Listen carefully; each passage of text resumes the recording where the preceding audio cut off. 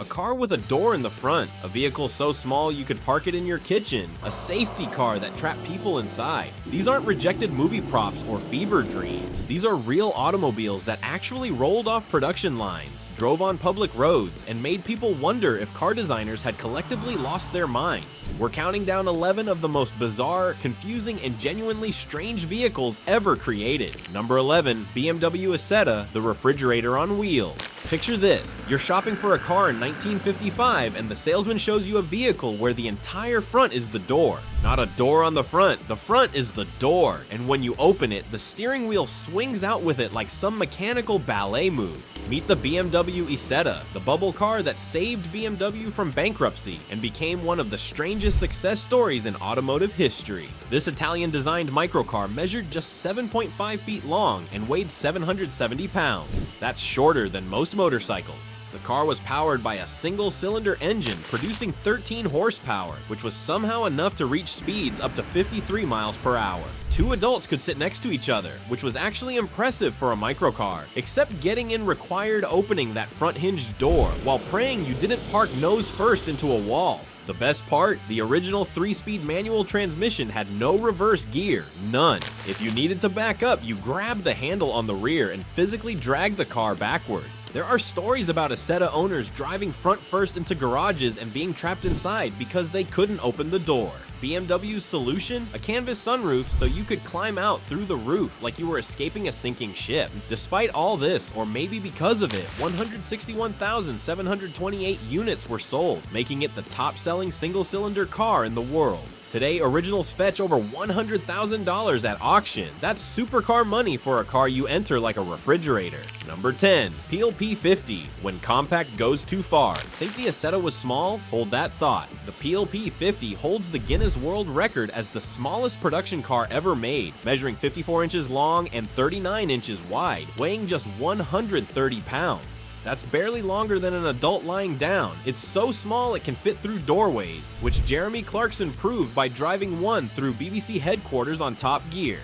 The car was designed to carry one adult and a shopping bag, not a suitcase, a shopping bag. Built from 1962 to 1965 on the Isle of Man, the P50 used a 49cc engine, producing 4.2 horsepower with a top speed of about 38 miles per hour. And here's the kicker, just like the Isetta, it had no reverse gear. The solution? A handle on the back so you could lift the featherweight car and spin it around manually. In 1963, someone took a P50 to the top of Blackpool Tower in an elevator and drove it around the observation balcony. Because if you own the world's smallest car, why not? Only about 47 were originally sold for 299 pounds each, but in 2013, one sold at auction for over $120,000. The P50 returned to production in 2011, and today the company sells around 15 annually, with electric versions available for buyers who want their absurdity emissions free. Number 9, Nissan S-Cargo, the snail-mobile. Japan's automotive industry has given us legendary cars, the GTR, the Supra, the NSX, and then there's the S-Cargo, which looks like a cartoon snail mated with a delivery van.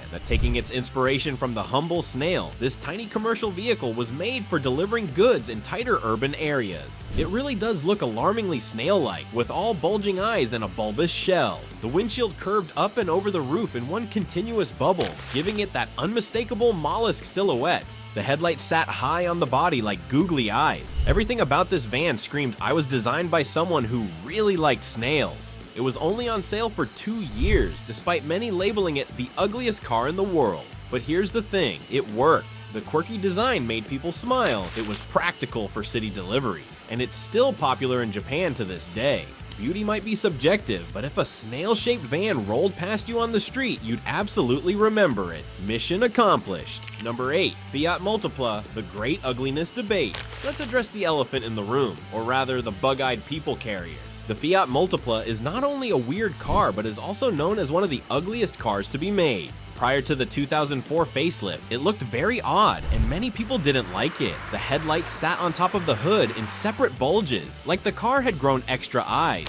The windshield was impossibly tall. The proportions made it look perpetually surprised. But here's where it gets interesting. The car was shorter in length and wider, so the interior had a 3x3 layout, 6 seats in 3 rows, each row holding 3 people side by side. For a compact MPV, this was genius packaging. The execution just happened to look like someone inflated a regular car with a bicycle pump until it bulged in all the wrong places. The Multipla became automotive history's punching bag. It made ugliest cars ever lists with disturbing regularity. Fiat eventually gave it a facelift that toned down the bug-eyed madness, but by then, the damage was done. The Multipla had earned its reputation.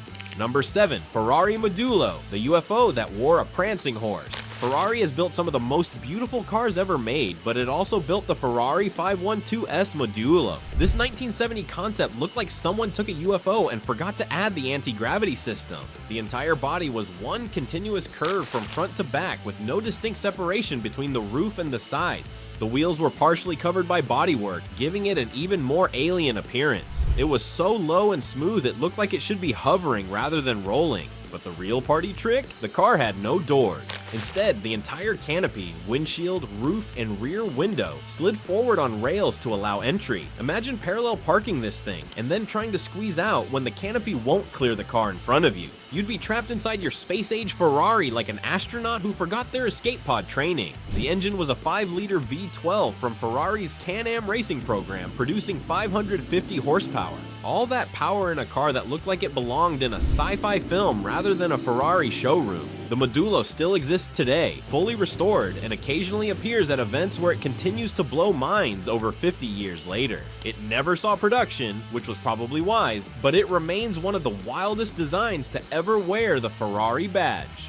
Number 6. Dymaxion car, when 3 wheels seemed like a good idea. Buckminster Fuller wanted to convert his visionary ideas into a futuristic vehicle that would achieve 120 miles per hour while seating 11 passengers inside. What he created was the Dymaxion car, a 3-wheeled engineering experiment that looked like a blimp on wheels, with a front overhang that makes it look like it would turn over at any moment and a single wheel in the back. The Dymaxion wasn't a pretty sight, even when it was first introduced at the 1933 World's Fair in Chicago. The problem? The car suffered from death wobble at higher speeds and leaned quite a lot in corners. Fuller and his team installed a hinge to address the issue, but even then, the Dymaxion remained unstable and very hard to steer. The tail still veered off the road at higher speeds. Only 3 were ever made. One was wrecked, one was scrapped, and one was turned into a chicken coop. That's right, one of humanity's most ambitious automotive experiments ended its life housing poultry. Fuller dreamed of a land-sea-air vehicle. He got a 3-wheel death trap that scared chickens. Sometimes vision and execution are miles apart. Number 5. AutoZam AZ1, the gull-wing K car.